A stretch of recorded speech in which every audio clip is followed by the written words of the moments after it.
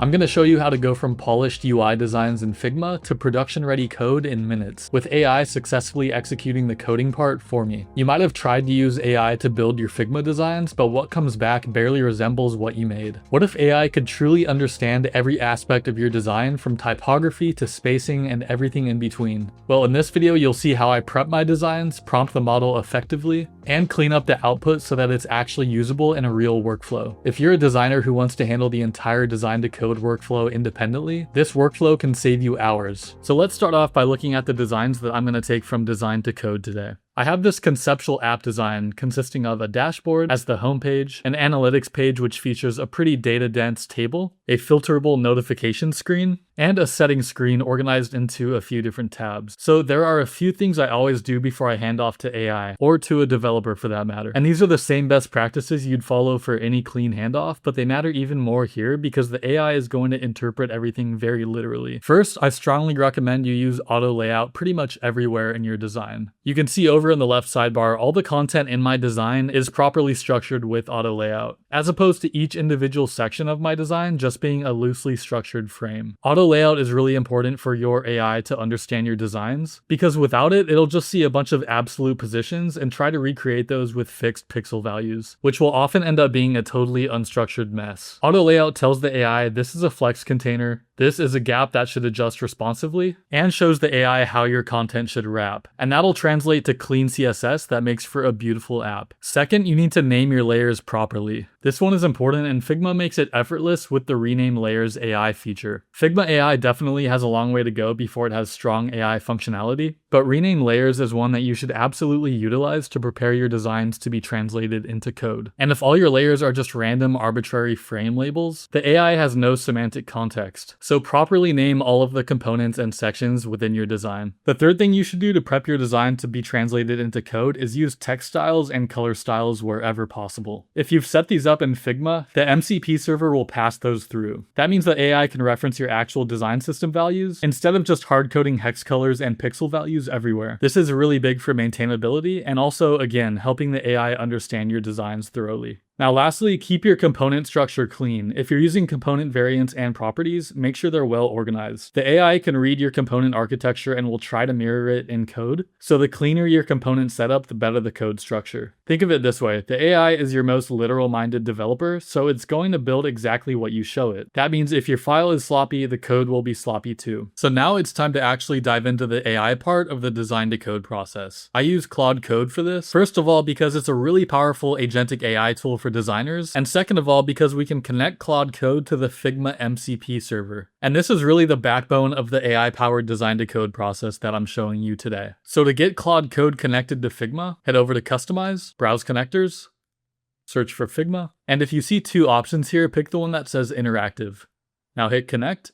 We're going to allow Claude to access our Figma MCP, and just like that, my Figma and Claude accounts are now connected. So let's go start a new session. Now open this dropdown, open connectors, and just make sure Figma is enabled. For my first prompt, I'll say, let's build this design project, and then paste in the link to your Figma file. Now I'm going to use the model Opus 4.6 to make Claude Code think a bit longer and harder, but if you want to use less tokens or just speed up the process, Sonnet 4.6 is also a very capable model. Now I could give Claude more guidance with a more detailed prompt, but I'm going to keep it simple and we'll iterate as needed after.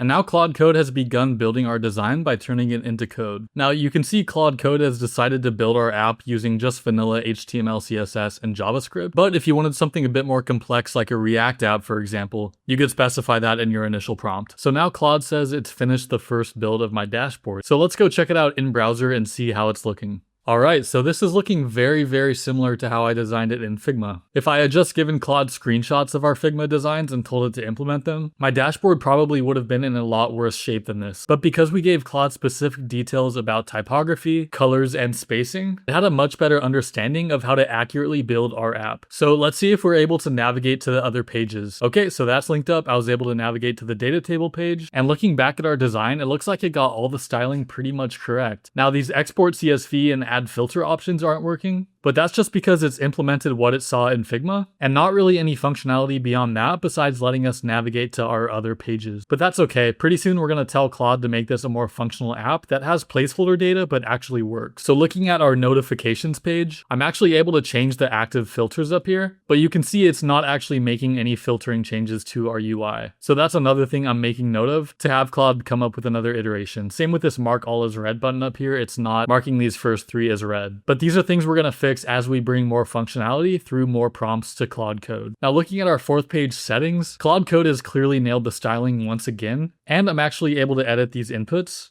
But of course, the Save Changes button at the bottom isn't actually going to save the changes we've made because we don't have a functional app yet. But that's okay, it's good to see that Claude Code has at least made some more effort to implement more than just a skeleton. That only shows the styling that was visible in Figma. And one more thing, this logo at the top is not what we wanted. I included my personal GW logo, and it didn't get that right at all. And just to nitpick, for the active tab, I want our icon to have a filled style instead of outline. So now I'm back in Claude Code, and it's time to give it our second prompt to polish it and make it more functional. So I've given it some specific instructions like use the attached logo in the upper left and make all the inputs work. But at the end, I've also told it to do anything else required to make this function as a working app with placeholder content. Because giving it our Figma design only really told Claude how our app should look and feel, but Claude Code is super powerful and it can do a lot more than just implement the design. You can also prompt it to implement real functionality on its own as if it were an actual developer. So let's prompt it and see how it does.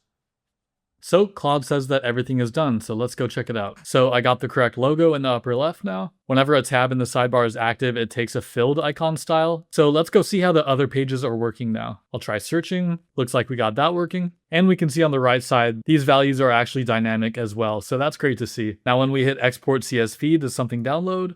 Yes, it does. And it's an actual CSV, including the placeholder data in our app right now. Then if I click add filter, Claude has actually added a modal that'll let us filter this table. So this is a great example of something not even being designed in Figma, but instead Claude Code puts the pieces together and designs and implements that functionality on its own. Over in notifications, let's try these chips at the top.